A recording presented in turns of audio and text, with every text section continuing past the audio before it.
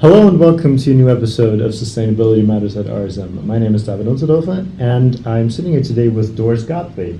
Hello Doris, thanks so much for joining us. Thank you. Doris, you have been a program designer at RSM for the First Year Student Mentor Program. Since 2007 you've been involved with this, and you're also co-founder of Cotorno Consulting.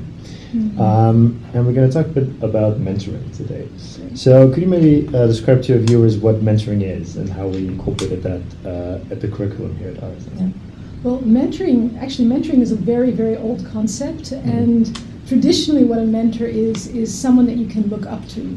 So if you were a student or if you were a young artist, there would be someone in your environment who you could look up to, who would sort of take you under their wing, who would inspire you, who would support you in your development. And that concept has been growing more and more in all sorts of organizations, that it really helps to have someone show you the ropes and to support you as you go inside something new. And these new students that come in, what do you think they can get out of this mentoring experience? When we designed the program, we had some ideas in mind. IBA wants to create a culture, an international welcoming culture. So one part is that they kind of have an easy access to a small group. There's about 18 people maximum in a mentor group. People who they might know better, along with their mentor. So that's one thing.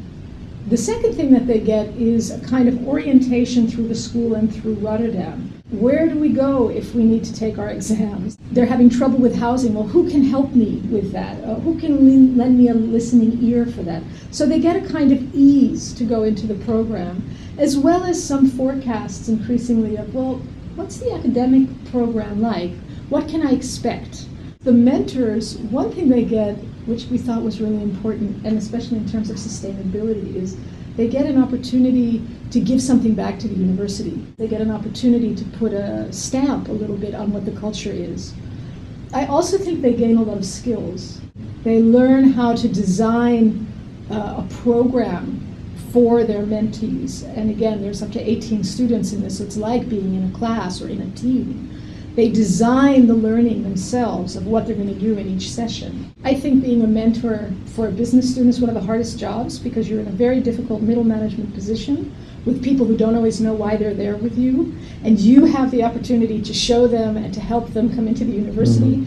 That's a tough job, and I think that's what the mentors get from it. If you go to other organizations, how can mentoring be a beneficial factor there? Actually, many, many years ago, I read a study that said something like the first 6 months of your work, it's really important how you're brought into a company, and your success and how well you're going to be able to do in an organization has to do with how you're welcomed into the organization. So if you don't feel welcome in the beginning, if you don't feel like you can find your way, if you feel sort of deserted, that had, at least from this study, a real measurable factor in how well people were able to perform.